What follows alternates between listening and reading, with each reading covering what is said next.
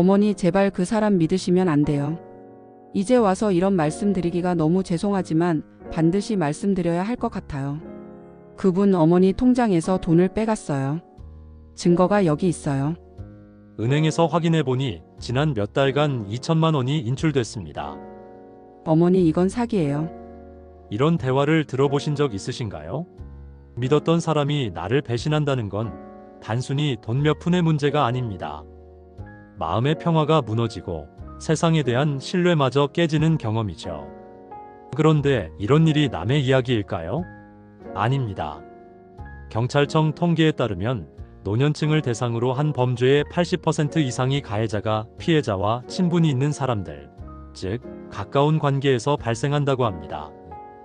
노년에 가장 안전하다고 믿었던 내 집이 내 노년에 치명적인 결과를 불러일으킬 수도 있다는 사실, 생각만으로도 섬뜩하지 않으신가요? 오늘 이 영상에서는 노년에 결코 집에 들여서는 안 되는, 그리고 가까이에서도 안 되는 관계의 유형 7가지를 이야기하려고 합니다. 모두 실제 사례를 바탕으로 한 진실된 이야기입니다. 이 내용을 아신다면 당신의 노후를 위협할 수 있는 상황을 미리 예방할 수 있을 겁니다. 혹시 이런 경험을 해보신 적 있나요? 평생을 함께한 친척이 느닷없이 금전적인 요구를 해왔던 기억. 너무 가까운 이웃이 내 사생활을 무례하게 들춰보던 순간. 믿고 초대했던 사람이 내 물건에 손을 댄 일까지. 이런 모든 상황은 한순간의 방심에서 비롯됩니다. 그리고 그 방심이 노년의 안전과 평화를 위협할 수 있다는 점에서 우리 모두에게 경각심이 필요한 문제입니다. 행복한 노후를 위해 단순히 사람을 믿고 의지하는 것만으로는 충분하지 않습니다. 때로는 냉정한 결단이 필요합니다. 오늘 이 영상은 단순히 경고가 아닙니다. 당신의 삶을 더 안전하고 평화롭게 만드는 구체적인 방법을 알려드릴 겁니다. 행복과 지혜 채널은 항상 여러분의 노후가 더 밝고 행복할 수 있도록 진짜 필요한 이야기만을 전합니다. 만약 이 영상이 당신에게 작은 도움이라도 된다면 구독과 좋아요를 눌러주세요. 여러분의 응원은 이러한 중요한 메시지를 다른 분들에게 전달하는 데도 큰 힘이 됩니다. 이제 그 치명적인 관계 유형 7가지를 함께 알아보겠습니다. 당신의 노후를 지키는 지혜로운 여정에 함께 해주세요. 이모, 이번에 급하게 돈이 좀 필요해요. 이번 한 번만 도와주세요. 이건 정말 마지막이에요. 서울에 사는 김정숙 씨는 조카의 눈물 어린 부탁에 마음이 약해졌습니다. 조카는 자신의 사업이 망할 위기에 처했다며 간절히 부탁했고, 김 씨는 은행에서 대출까지 받아 돈을 건넸습니다. 하지만 몇 달 뒤 조카는 연락을 끊었습니다. 그리고 남은 건 고스란히 김 씨의 빚뿐이었습니다. 김 씨는 말합니다. 가족이니까 믿었어요. 그런데 그 믿음이 이렇게 저를 무너뜨릴 줄은 몰랐습니다. 또 다른 사례입니다. 부산의 박선영 씨는 평생을 함께한 친동생이 어렵다고 하소연하자 집을 담보로 돈을 빌려주었습니다. 하지만 동생은 그 돈을 갚지 않았고 오히려 외면했습니다. 박 씨는 결국 집을 잃고 거리로 내몰렸습니다. 그녀는 눈물을 삼키며 말합니다. 가족이니까 괜찮을 거라 생각했어요. 그런데 그게 제 인생 최대의 실수였어요. 마지막으로 대구의 이영수 씨는 사촌형의 권유로 투자를 하게 되었습니다. 사촌형은 이건 완벽한 기회야. 이번에 안 하면 평생 후회할걸. 이라며 설득했고, 이 씨는 평생 모은 돈을 맡겼습니다. 하지만 몇 달 뒤 사촌형은 자취를 감췄고, 이 씨는 전 재산을 잃게 되었습니다. 그는 말합니다. 사촌이니까 믿었죠. 그런데 그게 이렇게 끝날 줄은 몰랐어요. 왜 이런 일이 반복될까요? 가족이라는 이유로 쉽게 믿고 경계심을 놓게 되는 경우가 많습니다. 하지만 가족이라는 울타리는 때때로 가장 큰 허점이 될 수 있습니다. 전문가들은 가족 사이의 금전 거래가 분쟁으로 이어질 가능성이 높다고 경고합니다. 관계가 가깝다는 이유로 서류를 작성하지 않거나 조건을 명확히 하지 않는 경우가 많기 때문입니다. 그렇다면 어떻게 해야 할까요? 첫째, 금전적 거래는 가족이라도 반드시 문서화하세요. 차용증을 작성하고 금액과 상환 조건을 명확히 해야 합니다. 둘째, 감정적 결정을 피하세요. 친척의 부탁이 들어오면 즉각적인 대답 대신 전문가나 다른 가족들과 상의하세요. 셋째, 노후 자금은 나 자신을 위해 사용하는 것이 최우선입니다. 아무리 가까운 사람이라도 내 미래를 희생하면서까지 도와줄 필요는 없습니다. 그럼 가족 사이에 정이 없어지는 거 아니에요? 라는 반론이 있을 수 있습니다. 하지만 가족과의 관계를 건강하게 유지하기 위해서는 분명한 선을 그어야 합니다. 선이 없으면 결국 그 관계가 무너질 수 있습니다. 추가로 꼭 기억해야 할 점은 이것입니다. 가족의 부탁은 거절하기 어려울 수 있습니다. 하지만 나의 노후는 내가 책임져야 합니다. 가족에게 줄 수 있는 도움은 내가 감당할 수 있는 범위 내에서, 그리고 명확한 기준을 가지고 이루어져야 합니다. 자, 이제 다음 이야기로 넘어가 봅시다. 다음 이야기는 노년의 외롭기에 때로는 너무 쉽게 마음을 열게 되는, 그러나 꼭 경계해야 할 낯선 사람들에 대한 이야기입니다. 이웃집 아줌마가 너무 친절해서 저도 모르게 마음을 열었어요. 그런데 그게 제 삶을 무너뜨릴 줄은 몰랐죠. 서울에 사는 최은숙 씨는 아파트 복도에서 자주 마주치던 이웃 주민과 점차 가까워졌습니다. 그 이웃은 따뜻한 말 한마디와 함께 반찬도 나눠주며 다가왔습니다. 처음에는 너무 좋은 사람이란 생각이 들었죠. 하지만 몇 달 후 그 이웃은 경제적으로 어려움을 겪고 있다며 돈을 빌려달라고 부탁했습니다. 그녀는 이웃끼리 돕는 게 당연하죠라는 말에 넘어가 돈을 빌려줬지만 그 이후 그 이웃은 흔적도 없이 사라졌습니다. 그렇게 다정했던 사람이 이렇게 등을 돌릴 줄은 꿈에도 몰랐어요. 다른 사례를 들어봅시다. 부산에 사는 김수연 씨는 동네 마트에서 알게 된 이웃과 매일 아침 커피를 함께 마셨습니다. 그 이웃은 김 씨의 말동무가 되어주며 점차 집 안으로 드나들기 시작했습니다. 그러나 어느 날 김 씨가 외출한 사이 통장과 도장이 사라졌고 이미 큰 금액이 인출된 후였습니다. 경찰 조사 결과 범인은 바로 그 이웃이었습니다. 가장 신뢰했던 사람이 이렇게 내 뒤통수를 칠 줄은 몰랐어요. 그날 이후로는 누구도 믿을 수가 없게 되었죠. 그리고 또 한 사례입니다. 대구의 박영숙 씨는 동네 어르신들과 경로당에서 친해진 한 사람과의 관계가 참 좋았습니다. 그러나 그 사람이 점차 개인적인 질문을 하고 가족의 자산 상황까지 캐묻기 시작했습니다. 이후 동네에 이상한 소문이 퍼지면서 박씨네가 돈이 많다더라는 말이 돌아다니게 되었고 그녀의 집은 결국 사기꾼들의 표적이 되고 말았습니다. 내가 그 사람을 너무 쉽게 믿고 저에 대한 모든 걸 말했어요. 그게 제 가정의 평화를 망쳤습니다.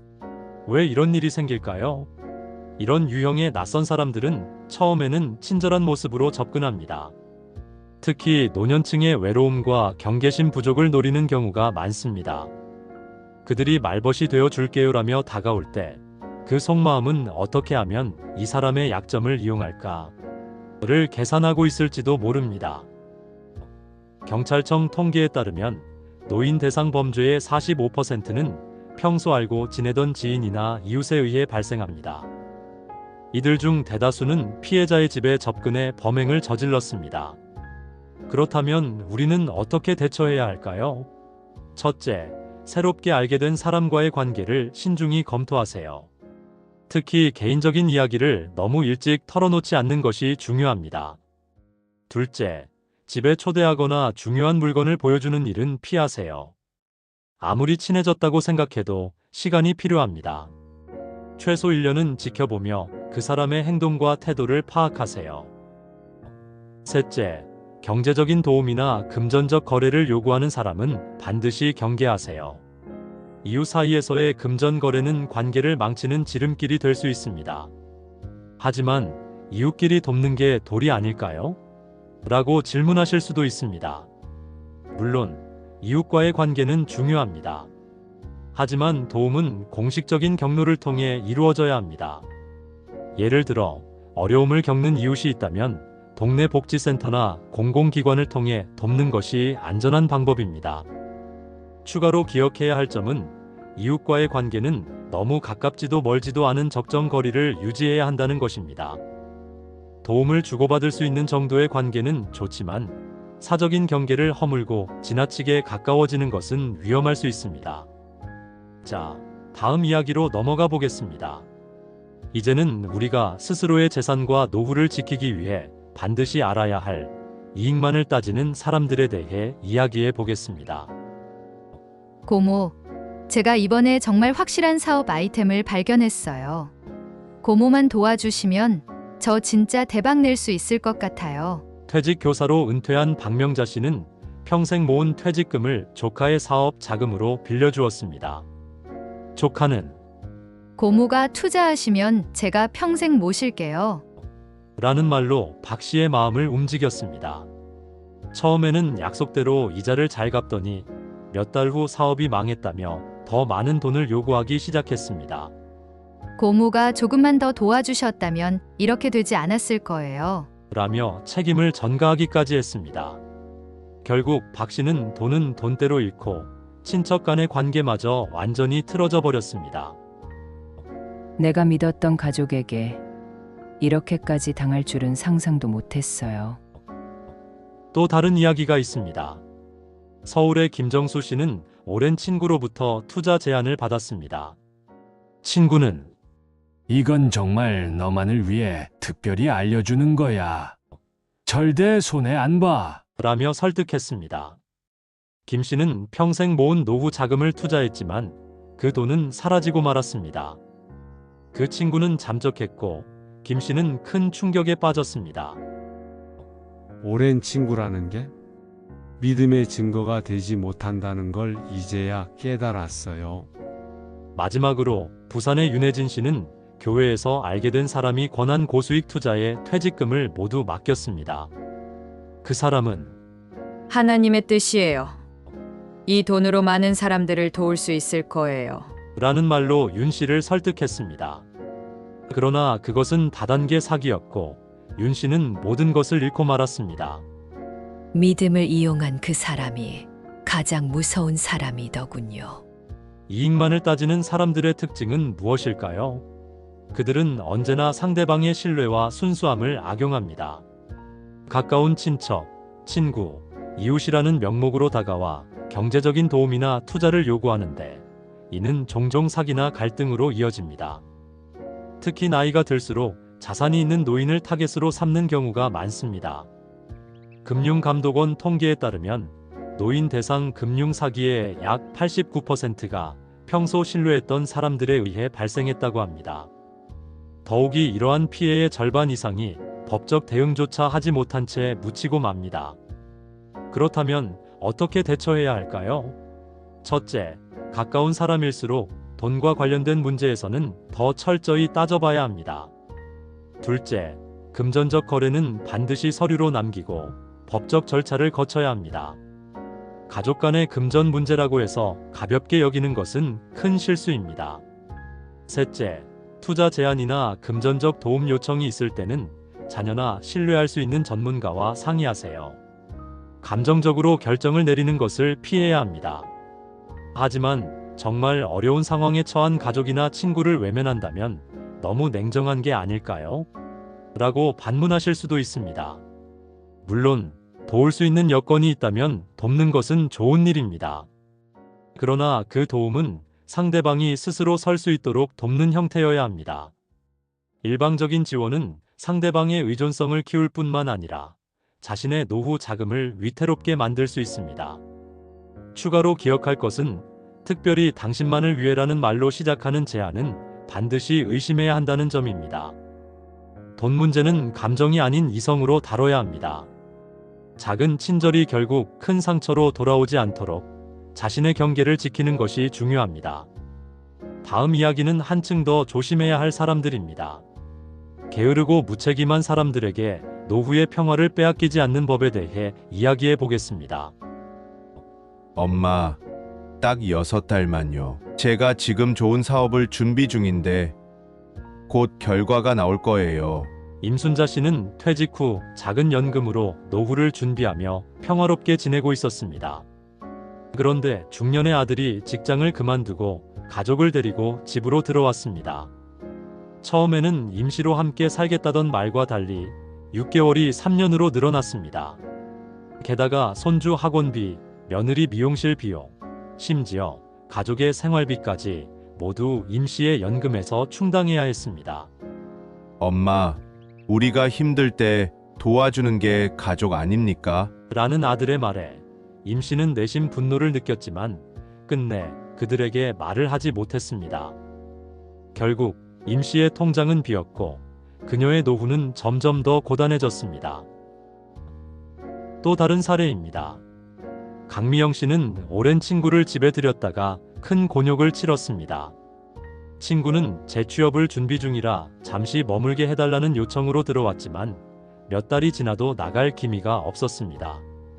친구는 내가 돈도 많고 집도 넓은데 이 정도는 괜찮잖아. 라며 점점 더 큰 소리를 쳤습니다. 결국 강 씨는 더 이상은 안 된다며 친구를 내보냈지만 그 친구는 동네 사람들에게 강미영은 냉정한 사람이라며 험담을 퍼뜨렸습니다. 마지막으로 대구에 사는 최순덕 씨의 이야기입니다. 최 씨는 사별 후 외로움을 달래려 자주 찾아오던 이웃을 친자매처럼 대했습니다. 그런데 그 이웃은 점차 청소, 음식, 잔심부름을 당연하게 요구했습니다.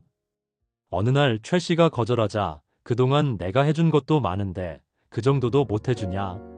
며 화를 냈습니다. 그때 깨달았어요. 이 사람은 제게 도움을 받으려 했을 뿐 진정한 친구는 아니었다는 걸요. 왜 이런 일이 반복될까요? 게으르고 무책임한 사람들은 자신의 삶의 어려움을 스스로 해결하지 않고 주변 사람들에게 기대며 이를 당연하게 여깁니다. 그들은 한 번 얻어낸 도움을 지속적으로 요구하는 경향이 있습니다. 특히 노년에는 정서적, 경제적 여유를 가진 사람일수록 이런 부류의 사람들의 표적이 되기 쉽습니다. 보건복지부 조사에 따르면 65세 이상 노인의 약 28%가 주변인의 경제적 의존으로 고통받고 있으며 이 중 절반 이상이 자립 능력이 있음에도 남에게 의존하려는 경우였습니다. 그렇다면 어떻게 대처해야 할까요? 첫째, 처음부터 단호한 경계를 설정하세요. 도움을 요청하는 사람이 있다면 그 사람이 왜 도움을 요청하는지, 스스로 해결할 수 있는 방법은 없는지 먼저 물어보세요. 둘째, 도움을 줄 때는 한계를 명확히 하세요. 이것까지만 도와줄 수 있어요 라는 말은 결코 나쁜 것이 아닙니다. 셋째, 경제적 도움은 신중히 결정하고 필요할 경우 자녀나 전문가와 상의하세요. 금전적 지원이 반복될 경우 상대방의 의존성이 심화될 수 있습니다. 하지만 정말 힘들어하는 사람을 외면한다면 너무 냉정하지 않나요?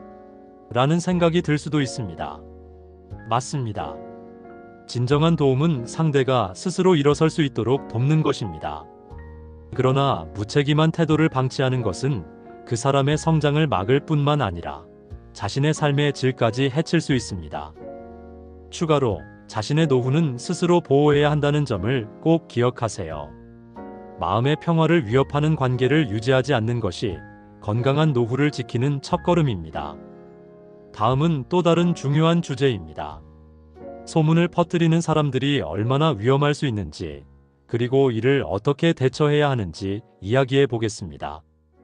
아들이 해외 지사에서 일하는데 아파트 주민들이 이상한 소문을 퍼뜨리고 있더라고요. 아들이 빚을 져서 집에 찾아온 사람들 때문에 매일 문을 두드린다고요. 너무 황당했지만 이웃들의 동정 어린 시선을 받을 때마다 너무 힘들었어요. 인천에 사는 김정숙 씨의 이야기입니다. 아들은 해외 근무로 바빠 집에 들르는 일이 적었지만 이웃들이 김 씨의 아들이 돈 문제로 힘들다는 소문을 퍼뜨리기 시작했습니다.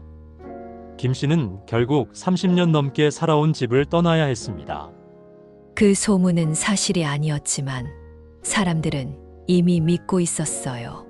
아무리 아니라고 해도 아무 소용이 없더라고요. 또 다른 사례입니다. 대전의 이영희 씨는 경로당에서 만난 친구들로 인해 큰 상처를 받았습니다. 남편과 사별한 이영희 씨는 동생의 아들과 함께 식사를 한 것이 화근이었습니다. 젊은 남자와 데이트를 한다는 소문이 삽시간에 퍼졌고 사람들은 돈을 노리는 남자를 모른 척하고 있다며 뒷담화를 이어갔습니다. 결국 이영희 씨는 우울증을 앓게 되었고 1년간 집 밖으로 나오지 못했습니다. 마지막으로 서울에 사는 박순자 씨는 아파트 주민들로 인해 힘든 시간을 보냈습니다. 친절한 말동무라 생각했던 이웃이 박 씨의 개인적인 이야기를 다른 주민들에게 소문으로 퍼뜨린 것입니다. 특히 박 씨의 자녀 이야기를 왜곡하여 퍼뜨려 자녀들이 부모를 돌보지 않는다는 식의 억측까지 생겼습니다. 그 이야기가 너무 창피하고 속상해서 아파트에 나가기가 두려웠어요. 지금은 친구도 다 잃고 혼자 지냅니다. 왜 이런 일이 벌어질까요? 소문은 작은 말 한마디로 시작되지만 이웃 간의 대화에서 점점 과장되고 왜곡됩니다. 특히 폐쇄적인 환경에서는 소문이 퍼지기 쉬운데 이는 노년층에게 심리적 고립감과 깊은 상처를 남길 수 있습니다. 한국노인복지협회의 조사에 따르면 65세 이상 노인의 42%가 이웃과의 갈등을 경험했고 이 중 65%가 잘못된 소문으로 피해를 입었다고 답했습니다. 소문이 왜 위험한가요? 첫째, 소문은 개인의 명예를 손상시키고 고립감을 증폭시킵니다. 둘째, 한번 퍼진 소문은 수습하기 어렵고 사람들의 인식에 깊이 박힙니다. 셋째, 소문으로 인해 이웃과의 신뢰가 깨지며 이는 평화로운 노후를 해치는 원인이 됩니다. 그렇다면 소문을 퍼뜨리는 사람들에게 어떻게 대처해야 할까요? 첫째, 자신의 개인사를 가급적 공유하지 마세요. 특히 중요한 재산이나 가족 이야기, 사적인 감정은 신중히 다뤄야 합니다. 둘째, 소문을 즐기는 사람과 거리를 두세요. 이런 사람들은 주로 다른 사람의 이야기를 하며 대화를 시작하는 특징이 있습니다. 셋째, 소문이 발생했을 때에는 조용히 해결책을 모색하세요. 주변에 믿을 만한 사람들에게 사실을 알리고 잘못된 소문이 확산되지 않도록 조치를 취하는 것이 중요합니다. 이웃과 거리를 두면 너무 고립되지 않을까요? 라는 생각이 들 수 있습니다. 맞습니다. 하지만 건강한 인간관계는 적당한 선을 유지하며 만들어집니다. 이웃과는 친절한 대화와 필요한 도움을 주고받되 사생활에 대해 지나치게 깊이 관여하지 않는 것이 현명합니다. 추가로 나이가 들수록 발 없는 말이 천리를 간다는 속담을 항상 기억하세요. 평화로운 노후는 여러분의 선택과 태도에서 시작됩니다. 다음은 경제적 손실을 유발하는 사람들에 대해 이야기하며 그들이 우리의 노후를 얼마나 위험에 빠뜨릴 수 있는지 다뤄보겠습니다. 고모, 이번 한 번만 도와줘요. 진짜로 마지막이에요. 다음 달에 다 갚을게요. 이 말을 듣고 오랜 고민 끝에 노후 자금에서 5천만 원을 꺼내 조카의 손에 쥐어줬다는 박 씨. 그런데 그 조카는 약속했던 기한을 2번, 3번 어기더니 결국 연락이 끊겼습니다. 박 씨는 조카를 믿었지만 가족인데 설마 라는 믿음이 결국 그녀의 노후 자금을 위협했습니다. 가족이라는 이름으로 돈을 요구하는 사람들은 은근히 심리적인 부담을 줍니다. 안 도와주면 피가 섞인 가족으로서 의리가 없다는 말이 박 씨에게는 도저히 거절할 수 없는 무거운 짐이었습니다. 다른 사례를 보겠습니다. 서울에 사는 김모 씨는 오랜 친구의 사업 투자를 권유받았습니다. 초기 투자금은 500만 원이야. 너한테만 특별히 알려주는 거야. 한 달 안에 1,000만 원으로 불릴 수 있어. 김 씨는 친구의 말을 믿고 자신의 연금에서 돈을 꺼내 투자했습니다. 초기에는 실제로 약속한 수익을 받았습니다. 그러나 시간이 지날수록 더 큰 금액을 요구하기 시작했고 결국 김 씨는 전 재산의 절반에 해당하는 돈을 날리고 말았습니다. 정말 절친한 친구였는데 저를 이렇게 속일 줄은 몰랐어요. 아직도 악몽을 꿉니다. 부산에 사는 이영희 씨는 교회 지인에게서 하나님의 뜻이라는 이야기를 들었습니다. 해외 선교 활동을 위한 투자라며 1,000만 원을 요구받았고, 이 씨는 자비를 베풀어야 한다는 믿음에 따라 돈을 보냈습니다. 그러나 그 돈은 선교 활동이 아니라 사기 조직의 계좌로 들어갔습니다. 이 씨는 결국 큰 빚을 지게 되었고 노후 생활이 완전히 흔들리게 되었습니다. 왜 이런 일이 벌어질까요? 경제적 손실을 유발하는 사람들은 주로 피해자의 심리적 약점을 공략합니다. 신뢰를 기반으로 접근하거나 긴급성을 강조하며 빠른 결정을 유도합니다. 가족이라는 이름이나 특별한 기회라는 말로 마음을 흔드는 경우가 많습니다. 한국금융감독원의 통계에 따르면 60세 이상 노인 대상 금융 사기의 피해액이 매년 증가하고 있으며 가중 상당수가 지인을 통해 발생한다고 합니다. 또한 노후 자금은 젊은 층의 투자와 달리 한정적이기 때문에 작은 손실도 큰 타격을 줄 수 있습니다. 어떻게 대처해야 할까요? 첫째, 금전적인 요구는 누구에게나 신중해야 합니다. 가족이라도 계약서 작성과 담보 확인이 필수입니다. 둘째, 마지막 기회나 지금이 아니면 늦는다는 말에 휘둘리지 마세요. 이런 상황일수록 더 천천히 생각하세요. 셋째, 투자는 반드시 자녀나 전문가와 상의한 후 결정하세요. 특히 너무 좋은 조건을 제시하는 경우는 의심해야 합니다. 그렇지만 가족이나 친구를 돕지 않으면 너무 차가운 사람으로 보이지 않을까요? 라는 생각이 들 수 있습니다. 하지만 진정한 도움은 금전적 의존이 아니라 자립할 수 있도록 돕는 것입니다. 재산 문제는 특히 더 철저히 대비해야 합니다. 자신의 재산을 보호하기 위해 반드시 법률 전문가의 조언을 구하고 중요한 결정은 미리 자녀들과 공유하세요. 다음은 논쟁을 시작해서 싸움을 일으키는 사람들에 대해 이야기하며 그들이 우리의 정신적 평화를 어떻게 위협하는지 살펴보겠습니다. 그건 당신 생각이고 난 그렇게 보지 않아요. 당신이 틀렸어요. 이 말 한마디가 가족 모임의 평화를 산산이 부순 일이 있었습니다. 작년 설날 오랜만에 온 가족이 한자리에 모였습니다. 따뜻한 식사가 오가던 중 작은아버지가 갑자기 정치 이야기를 꺼냈습니다. 한쪽에서는 그래도 이쪽이 맞다고 주장했고 다른 쪽에서는 아니, 그건 말도 안 된다며 목소리를 높였습니다. 분위기는 급격히 냉랭해졌고 결국 두 분은 식사 자리를 박차고 일어나 버렸습니다. 남은 가족들은 어색하게 밥을 먹었고 그날 이후로 가족 모임이 전처럼 열리지 않게 됐습니다. 작은 논쟁 하나가 가족 관계에 치명적인 균열을 만든 것이죠. 정미 씨의 이야기도 들어보겠습니다.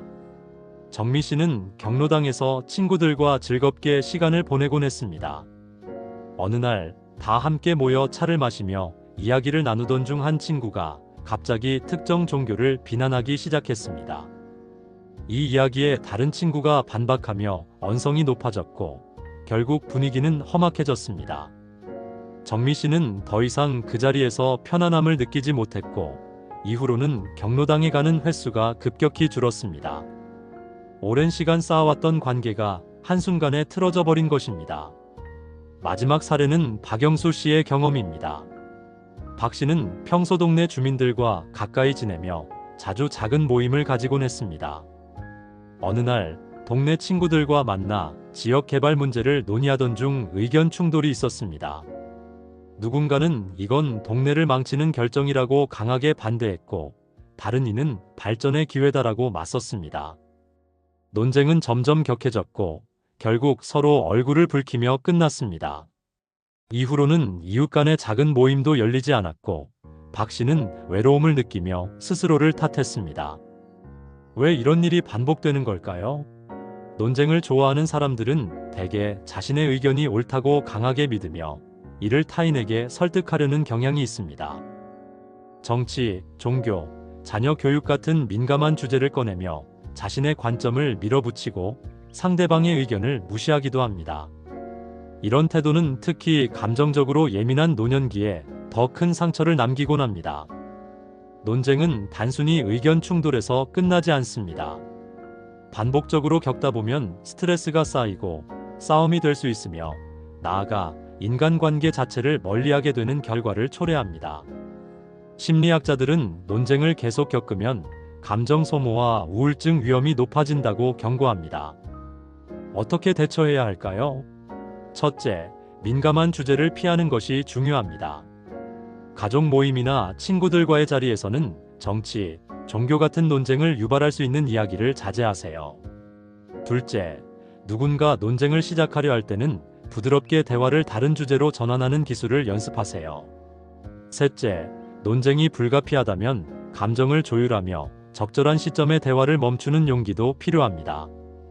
그렇다면 논쟁을 피하는 것이 관계를 멀어지게 만들지는 않을까요? 일부는 논쟁을 통해 더 깊은 관계를 형성할 수 있다고 믿습니다. 하지만 논쟁은 대부분 서로를 지치게 하고 결과적으로 관계를 소원하게 만듭니다. 적절한 선을 지키며 서로의 차이를 인정하는 것이 더 건강한 관계를 유지하는 방법입니다. 다른 문화에서는 어떻게 이런 문제를 해결할까요? 북유럽에서는 개인적 신념 존중이 중요한 문화적 원칙으로 자리 잡혀 있습니다. 노르웨이나 스웨덴 같은 나라에서는 민감한 주제를 피하는 것이 기본 예의로 여겨지며 불필요한 논쟁 대신 서로의 다름을 받아들이는 대화 방식을 지향합니다. 이들은 상대방의 의견을 부정하기보다 적절한 거리감을 유지하며 관계를 이어가는 데 집중합니다.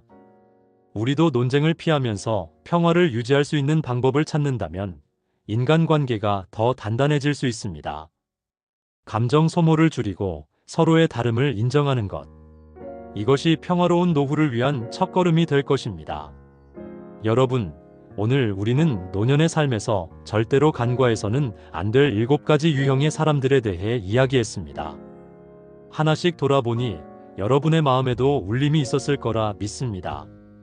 혈연을 악용하는 친척, 나쁜 목적을 가지고 접근하는 낯선 사람, 이익만 따지는 사람, 게으르고 무책임한 사람, 소문을 퍼뜨리는 사람, 경제적 손실을 유발하는 사람, 가리고 자꾸 논쟁을 일으키는 사람들. 그들의 공통점은 무엇일까요? 바로 우리의 평화와 안정, 그리고 노년의 소중한 자산을 위협한다는 점입니다.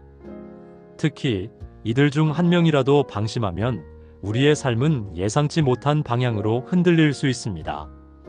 평생 쌓아온 신뢰와 재산이 한순간에 무너지는 사례들을 이미 보셨죠. 누군가의 친근한 말 한마디, 따뜻한 접근이 마치 안전한 울타리처럼 보일 수 있지만 그 안에 숨겨진 의도를 간파하지 못한다면 우리는 그들에게 가장 쉬운 표적이 되고 맙니다. 그렇다면 이제 어떻게 해야 할까요? 첫째, 나의 시간과 공간, 그리고 재산은 나 자신을 위한 것입니다. 아무리 가까운 사람이라도 경계를 두는 것은 결코 이기적인 행동이 아닙니다.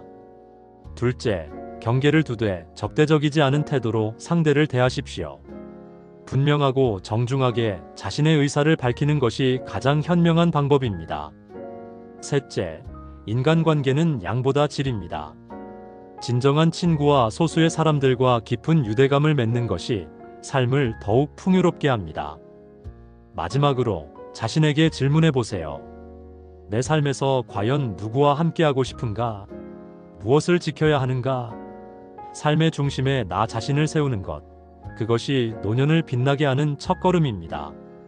행복과 지혜 채널은 언제나 여러분과 함께하며 여러분의 노후가 평화롭고 안전할 수 있도록 돕는 안내자가 되겠습니다. 이 영상이 유익하셨다면 좋아요와 구독, 알림 설정을 부탁드립니다. 여러분의 작은 클릭이 더 많은 사람들에게 이 중요한 메시지를 전할 수 있습니다. 그리고 여러분의 경험과 생각을 댓글로 나눠주세요. 우리의 이야기가 누군가에게는 커다란 힘이 될 수 있습니다. 여러분의 삶이 언제나 따뜻하고 평화롭기를 기원합니다. 다음 영상에서 다시 만나요. 감사합니다.